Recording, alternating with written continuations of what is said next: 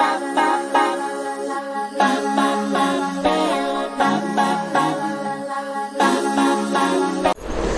Friends, welcome back to your own channel RJ Madhura. बहुत बहुत स्वागत है दिल से आपका आपके खुद के चैनल में।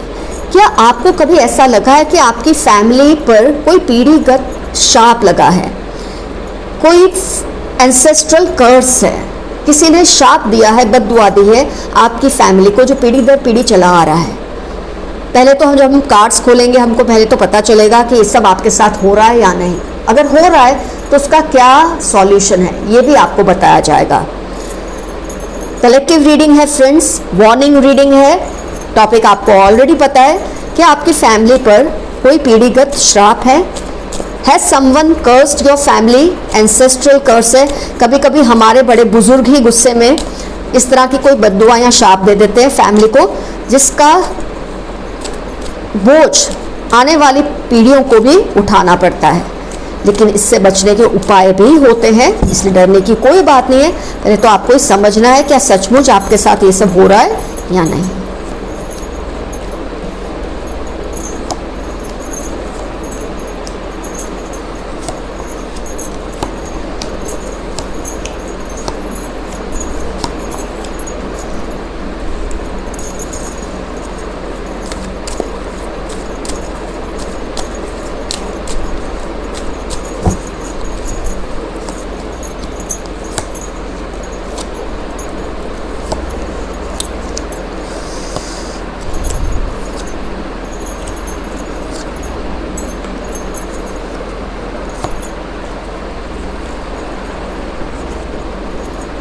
बिल्कुल सही कार्ड्स आए हैं, exact as they should be as per the reading.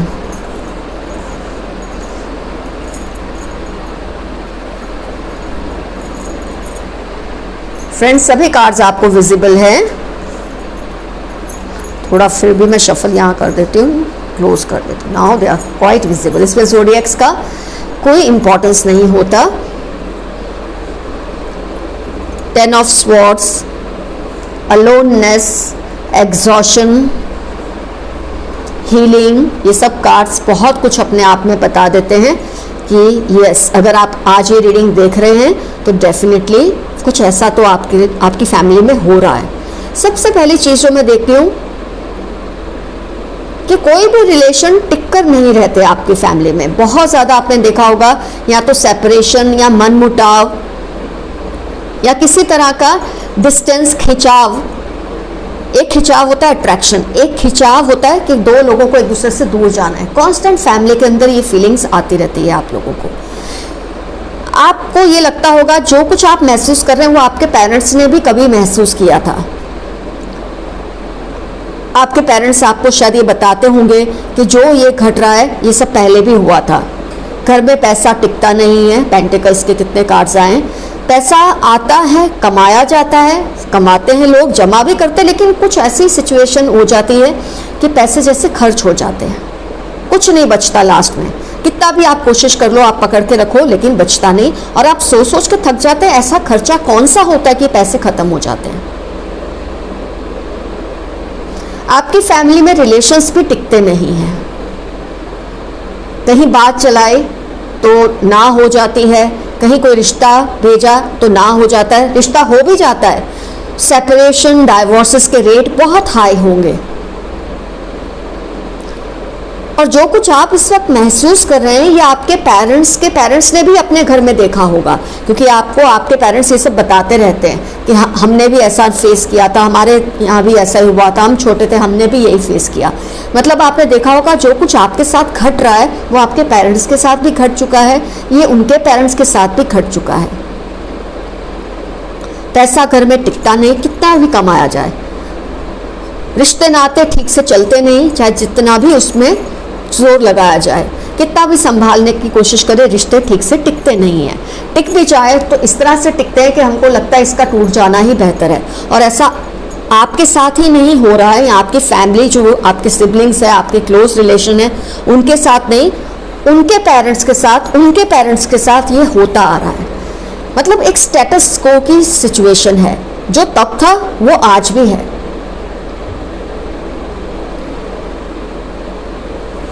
Diseases family में पीढ़ी दर पीढ़ी आप देख रहे हैं कोई डिजीज चली आ रही है। कितनी तरह की डिजीज होती है, डायबिटीज होता है या स्किन प्रॉब्लम्स होते हैं जो पीढ़ी दर पीढ़ी चली आ रही है, या तो किसी में कोई डिसेबिलिटी होती है। इस कार्ड से मुझे ये फील हो रहा है। और आप कहीं ना कहीं इतने ज्यादा थक चुके हैं ये सब चीजों से कि आपको समझ नहीं आ रहा आप करें तो क्या करें। पैसा कमाते हैं, टिकता नहीं, हेल्थ ठीक रहती नहीं। अगर आपकी ठीक है तो आपका कोई भाई है, आपकी कोई बहन है, या आपके जो भी फैमिली मेंबर्स है उसमें से किसी की हेल्थ ठीक नहीं है। और कहीं ना कहीं आपको ये फील होता है कि ऐसा चला ही आ रहा है, सालों साल से ऐसा होता ही आ रहा है। और ये कहीं ना कहीं आपको बहुत ही अकेला फील करवाता है, आपको बहुत ही थका भी देता है, और आपको समझ नहीं आती गाइडेंस ले तो कहाँ से ले, ऐसा क्यों हो रहा है। आप इसको मेडिकल टर्म्स दे सकते हैं कि कुछ मेडिकल इश्यूज हैं, ये हम लोग ठीक से पैसे या तो जमा नहीं करते, हमको समझ नहीं आता पैसे कैसे सेव करने हैं। आप कहीं ना कहीं दोष खुद पे डालते रहते हैं, लेकिन एक्चुअली होता ये है कि हमारे किसी एंसेस्टर ने, आपके किसी पूर्वज ने, आपके किसी एंसेस्टर ने कभी गुस्से में आके उनके साथ कोई ज्यादती हुई होगी, और उन्होंने गुस्से में आके ऐसा फील किया एक पल के लिए कि इनके साथ ये सब होना चाहिए। एक्चुअली उन्होंने जिसको कर्ज किया था, आपके एंसेस्टर ने जिनको भी कर्ज किया था वो भी आपके अब एंसेस्टर्स ही है। जिन्होंने कर्ज किया, जिन्होंने श्राप दिया वो भी आपके पूर्वज हैं, जिनको श्राप दिया वो भी पूर्वज ही हैं। लेकिन प्रॉब्लम ये है कि जिनको श्राप दिया गया उसने कोई इसमें कोशिश नहीं की कि उस श्राप को कम कर सके। कई लोग सोचते हैं कोई श्राप देता है उससे कुछ नहीं होता, ये नहीं लगता। लेकिन जब किसी के दिल से कोई बद्दुआ निकलती है और आप उस चीज़ को महसूस कर ले कि इस इंसान का दिल दुखाया है हमने, और आप तुरंत माफ़ी मांग ले, तो ये सब चीज़ें वहीं अटक जाती है। लेकिन ईगो में आके, गुस्से में आके लोग ऐसा करते नहीं हैं, अपनी गलती मानना नहीं चाहते। तो गलती हुई आपके किसी पूर्वज से जिसने श्राप दिया, आपके किसी पूर्वज को, और उसकी जो वसूलियत है वो आपकी जनरेशन से हो रही है, क्योंकि आपके जो पिछले लोग हैं उन्होंने इसके लिए कोई एफर्ट्स किए ही नहीं। इंटीग्रेशन नहीं है फैमिली में, बिखरा बिखरा सा परिवार है, कोई यूनिटी नहीं है, किसी को किसी के लिए आदर सम्मान नहीं है, या तो बहुत ज़्यादा एक दूसरे के सामने बोलते हैं या बिल्कुल कुछ भी नहीं बोलते। कुछ इस तरह की परिस्थितियां मुझे आपकी फैमिली में फील होती हैं। और आप जैसे कई लोग, अगर आज आप ये रीडिंग देख रहे हैं तो आपको ये चीज़ कहीं ना कहीं तो फील होती है कि हो क्या रहा है, इसका सॉल्यूशन क्या हो। आप इस चीज़ से तड़प रहे हैं, कलप रहे हैं, आपको लगता है कुछ होना चाहिए इसके लिए, पर जब आपको समझ ही नहीं आएगा कि एक्चुअल प्रॉब्लम क्या है तो आप कैसे कुछ करेंगे। कितना भी फ्यूचर के लिए जमा कर लो, कितना भी फ्यूचर को सिक्योर करने की कोशिश करो, कितने भी रिलेशंस को संभालने की कोशिश करो, कुछ भी हाथ में रहता नहीं है। आपको लगता है हर चीज़ आपसे छिनती जा रही है, चाहे कुछ भी हो।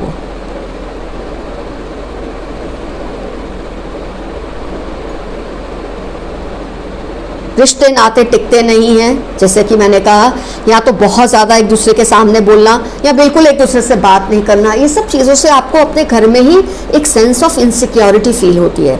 इंसान बाहर कितनी भी एक लड़ाई लड़कर आया हो, लेकिन जब अपने घर में ही उसको सुकून नहीं मिलेगा तो वो कहाँ जाएगा। और तब आप लोग रीडिंग्स देखते हैं, हीलर्स जो होते हैं, साइकिक रीडर्स जो होते हैं, उनसे मदद मांगते हैं। और क्योंकि हम ये चीज़ को समझते हैं, ऐसी हमने कितनी ही रीडिंग्स की होती है, इस चीज़ को हम समझते हैं और हम आपके लिए सॉल्यूशंस भी लाते हैं।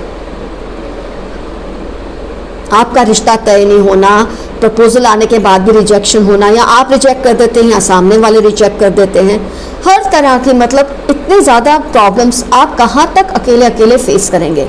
आप भी इंसान है, आपको भी सुकून भरी ज़िंदगी जीने का हक है, आपको भी लाइफ में आराम चाहिए, सिक्योरिटी चाहिए, पर आप करें तो क्या। जब तक आप इस बात को समझेंगे नहीं कि ये जो चीज़ है, अगर ये सिर्फ आपके साथ हो रही है, बाकी कोई भी पीढ़ी में ये प्रॉब्लम नहीं थी, तो आप पे कोई एंसेस्ट्रल कर्स नहीं है। लेकिन जो कुछ आपके पेरेंट्स के साथ हुआ वही आपके साथ हो रहा है, जो कुछ आपके पेरेंट्स के साथ हुआ वो उनके पेरेंट्स के साथ भी वही हुआ था। तो जब 3 पीढ़ियों से एक ही प्रॉब्लम चली आ रही है तो कहीं ना कहीं ये एंसेस्ट्रल कर्स है, एक शाप है, किसी पूर्वज ने आपके किसी पूर्वज को दिया, लेकिन किसी ने भी इसको मिटाने की कोशिश नहीं की। लोग करते हैं अपने अपने रिलीजन के हिसाब से, ये सब करते रहते हैं। मैं ये नहीं कहती हम कोशिश नहीं करते, लेकिन वो एक रिचुअल समझ के आप करते हैं। इसको आपको रिचुअल नहीं समझना है, इसके लिए सॉल्यूशन लाना है। इसको एक पर्सनल लेवल पे फील करना है कि ये जो कुछ हुआ होगा आपके किसी पूर्वज से, कोई गलती हुई होगी जिसकी वजह से उनको किसी ने शाप दिया, लेकिन उन्होंने उसको मिटाने के लिए, उसके लिए कोई सॉल्यूशन लाने के लिए कोई कदम नहीं उठाया, क्योंकि उनका ईगो बीच में आता है। उनको लगता है उन्होंने ऐसी कोई गलती की ही नहीं, वो क्यों माफ़ी मांगे। कुछ भी ऐसा सोच कर इंसान क्या करता है, जाने अनजाने उस प्रॉब्लम को जो उस पर ही ख़त्म हो सकती थी माफ़ी मांगने से, कोई स्टेप लेने से कॉन्क्रीट, वो नहीं ऐसा करते, और उसकी जो एक कीमत है वो हर आने वाली पीढ़ी को चुकाते रहनी पड़ती है। अब कहीं ना कहीं तो इसको स्टॉप होना ही पड़ेगा। अब आज आप ये रीडिंग देख रहे हैं तो आपने कम से कम ये चीज़ तो समझ ली है कि ऐसा कुछ हो रहा है और इसके लिए आपको कोई स्टेप उठाना ही है। आइए मैं कुछ और कार्ड्स निकालती हूँ।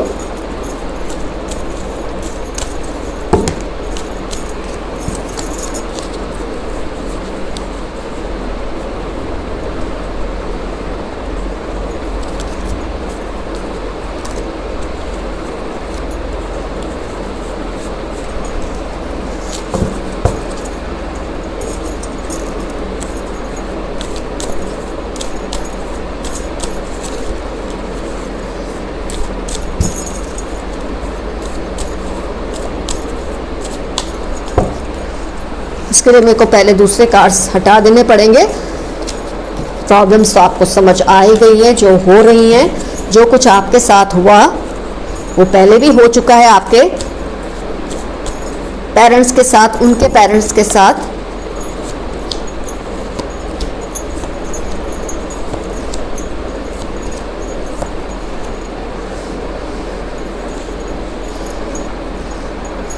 कॉन्शियसनेस, द फूल, थंडरबोल्ट, बहुत अच्छे कार्ड्स आए। शेयरिंग कार्ड शायद पहले भी रिपीट हुआ है, आई थिंक सो। अब आपको करना क्या, पहले तो आपको ये मानना है। शेयरिंग का मतलब आपको ये कबूल करना है, आपको ये एक्सेप्ट करना है कि यस, हमारे से या हमारे किसी पूर्वज से कोई गलती हुई जिसकी वजह से उनको उनके किसी पूर्वज ने शाप दिया। ये मानना है, इस बात को आपको एक्सेप्ट करना ही होगा, क्योंकि ये चीज़ पीढ़ी दर पीढ़ी चली आ रही है। जो प्रॉब्लम्स की हमने बात की वो ख़त्म होने का नाम नहीं ले रही हैं। ऐसा क्यों है कि कुछ फैमिलीज इतनी खुश होती है, जैसे बच्चे हैं वैसे ही पेरेंट्स से लाइफ जी होती है, जैसे पेरेंट्स हैं उनके पेरेंट्स भी ऐसी ही लाइफ जिए होते हैं। तो जब ये कई फैमिलीज ऐसे जी रही है तो आपकी फैमिली में ही ऐसा क्यों है कि ये नहीं हो रहा? तो डेफिनेटली ये एंसेस्ट्रल कर्स है। सबसे पहले आपको इस बात को मानना है, that is the biggest achievement. जब आप इस बात को एक्सेप्ट कर लेते हैं कि कोई गलती हुई है और उसकी जिम्मेदारी आप लेने वाले हैं, ये हिम्मत आपको रखनी है। एक बार आप ये हिम्मत रखेंगे, आप और आपके बच्चे, आपके आने वाली पीढ़ियों को इससे मुक्ति मिलेगी। तो सबसे पहले आपको मानना है। आपको रोज, ये कोई एक दिन का सॉल्यूशन नहीं होता, क्योंकि जो चीज़ पीढ़ी दर पीढ़ी चली आ रही है, आप ये सोचे एक दिन आपने ये कर लिया ये खत्म हो गया, नहीं। आपने जो करना है वो आपको अपने आने वाली जनरेशन को भी सिखाना है। डेली नहाने के बाद जब आप अपने घर के मंदिर में या जहाँ भी आपकी जो भी प्लेस है वर्शिप की, वहाँ जाके सच्चे दिल से आपको अपने सारे एंसेस्टर्स से माफ़ी मांगनी है।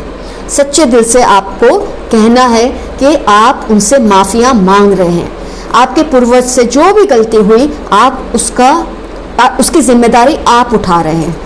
दिल से माफ़ी मांगे। आपको हो पता नहीं है कौन है वो पूर्वज, उनका नाम नहीं पता, तो आपसे पहले अब जो पीढ़ी जिंदा नहीं है आप सबसे माफ़ी मांगिए। सबके नाम लेने की ज़रूरत नहीं है, आप अपनी फैमिली के नाम से ही उनसे माफ़ी मांगे।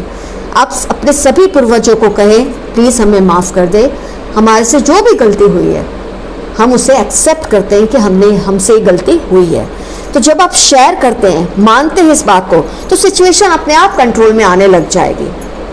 ये जो झटका आपको लगा है, जो थंडरबोल्ट आपकी फैमिली को लगता रहता है, धीरे धीरे इसमें कमी आने लगेगी।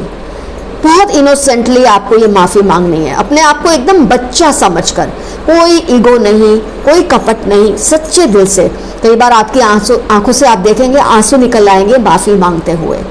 कई बार आपको पता होता है कि क्या हुआ था आपके पूर्वजों के साथ, किस तरह से उन्होंने शाप दिया, अगर आपको ये पता है तब तो और भी क्लैरिटी आ जाती है। लेकिन अगर आपको नहीं पता तो सच्चे दिल से बस आप माफ़ी मांगिए। We are the world. आपने जो कुछ फेस किया है हम उस चीज़ को आज समझ रहे हैं। आप दूसरी दुनिया में हैं, हम इस दुनिया में, लेकिन फिर भी हम आपकी तकलीफ को आज समझने की कोशिश कर रहे हैं। आप प्लीज़ हमें गाइड कीजिए कि हम कैसे इस सिचुएशन से बाहर आए। जब आप माफ़ी मांगेंगे सच्चे दिल से डेली, जब आप नहा के फ्रेश हो जाते हैं, अपने जो भी अपने अपने रिलीजन के हिसाब से जहाँ भी आप प्रे करते हैं, कई लोग अपने घर में ही प्रे करते हैं, अपने रूम में प्रे करते हैं, कोई अपने घर के टेम्पल पे प्रे करते हैं, कोई बाहर जाके प्रे करते हैं, किसी भी तरह से बस आपको प्रे करना है, उनसे सच्चे दिल से माफ़ी मांगनी है। और वीक का कोई भी एक दिन आप डिसाइड कर लो, कोई भी एक दिन जो आपके लिए सही हो, जिस दिन आप बिना किसी टेंशन के कुछ भी डोनेट कर सकते हैं। कोई वृद्धाश्रम में डोनेट करे, किसी स्कूल को डोनेट करे, किसी एनिमल ऑर्गेनाइजेशन को कुछ डोनेट करें, जो भी आपकी कैपेसिटी में है। कैश देकर 100 रुपये का भी, मैं तो बोलती हूँ, आप मैं कहाँ कह रही हूँ 5,000 10,000, 100 रुपये का भी दान करें, लेकिन उनके नाम से। जब आप दान करें तो आप बोले ये मेरी फैमिली के जितने भी पूर्वज हैं उनकी तरफ से मैं ये आपको दान करता हूँ या करती हूँ। रेगुलर वीक में एक दिन पकड़े और जितना भी आपकी पॉकेट आपको अलाउ करती है, आपको अपने आप को लुटाकर कुछ भी डोनेट नहीं करना। मैं ऐसी डोनेशन को डोनेशन बांधती ही नहीं हूँ कि जब आपको अपना पेट काट के कुछ दान करना पड़े। जो भी आप आराम से दान कर सकते हैं ज़रूर कीजिए उनके नाम से, कि ये जो डोनेशन है ये मेरे फैमिली के जो पूर्वज हैं ये उनकी तरफ से मैं आपकी संस्था को दे रहा हूँ या दे रही हूँ। टेम्पल में देना चाहते हैं, लेकिन मैं चाहती हूँ आप ये ज़रूर देखें कि आपके पैसे सही चीज़ में इस्तेमाल होते हैं या नहीं। किसी गरीब जो गवर्नमेंट स्कूल है उनको डोनेट किया, कि एनिमल ऑर्गेनाइजेशन को डोनेट किया, सच में किसी गरीब को आपने देखा उसको कुछ खिला दिया खाना, ये सब कुछ डोनेशन का ही हिस्सा है। डोनेट करना मतलब ये नहीं कि आप बहुत दूर दूर तक जाके किसी को कुछ खिला कर आए। आपको अपने आसपास कोई ज़रूरतमंद वीक में एक दिन ऐसा रखें जिस दिन आप इस बात पर ध्यान देंगे। डोनेशन में बहुत ताकत होती है। जब आप डोनेट करते हैं सामने से आपको बहुत दुआएं मिलती हैं। ये दुआ होती है जो सामने की बद्दुआ को एक एक करके काटती रहती है। तो जब ऐसा माना जाता है जब 3 लोग बद्दुआ देते हैं तो उसका असर होता है, वैसे ही जब 3 लोग आपको दुआ देते हैं उसका भी असर होता है। तो 2 ही चीज़ें आपको करनी है, डेली आपको माफ़ी मांगनी है अपने पूर्वजों से, और ये आपको अपने आने वाली पीढ़ियों को भी सिखाना है कि जब भी वो नहा धोकर प्रे करते हैं तो अपने पूर्वजों से माफ़ी मांगना है। कोशिश कीजिए आपके जो करंट रिलेशनशिप्स हैं, आपके आसपास के लोगों के साथ जो आपका रिलेशनशिप है, आपसे जहाँ तक हो सके, क्योंकि ये 100% पॉसिबल नहीं है कि आप इतने चौकन्ने रहें, पर कोशिश करें आपसे गलतियाँ कम हो, आप लोगों का दिल कम दुखाएं, अपनी फैमिली के लोग हो, बाहर के लोग, कम से कम अगर आपसे कभी गलती हो जाती है, हो सके तो तुरंत माफ़ी मांग लीजिए। इससे जो कर्मा का वो जो होता है ना एक बोझ, वो कम होता रहता है। तो आगे मैं हमेशा कहती हूँ 100% सॉल्यूशन पॉसिबल नहीं होता, लेकिन यस ये जो इफ़ेक्ट होते हैं ये सब चीज़ों के वो कम कर सकते हैं। तो कम करने के लिए जो कुछ भी पॉसिबल है मैंने आपको बता दिया है। सबसे पहले नहा के माफ़ी मांगना, वीक में एक दिन, अगर आपका दिल करता है रोज़ आप डोनेट कर सकते हैं, थोड़ा थोड़ा भी, किसी को अपना एक ड्रेस दे दिया ज़रूरतमंद बच्चे को, गरीब के, किसी को खाना खिला दिया, गाय को खिला दिया, किसी जानवर को, डॉगी को खिला दिया, कुछ भी जो आप आराम से डोनेट कर सके। अपने पेट को काट के आपको कुछ भी डोनेट नहीं करना है, लेकिन जो भी करें वो दिल से करें, अपने पूर्वजों के नाम से करें। ये आप डोनेट नहीं कर रहे, ये आप अपने पूर्वजों के बिहाफ पे डोनेट कर रहे हैं। धीरे धीरे आपके लिए इतनी दुआएं लोगों की इकट्ठी होने लगेंगी, जो बद दुआएं हैं जो फैमिली को लगी होती है पूर्वजों की, वो अपने आप कटने लगेगी, कम होने लगेंगी, और सब कुछ बैलेंस में आने लगेगा। और कोशिश करें आपकी वजह से किसी को ज़्यादा चोट ना पहुँचे।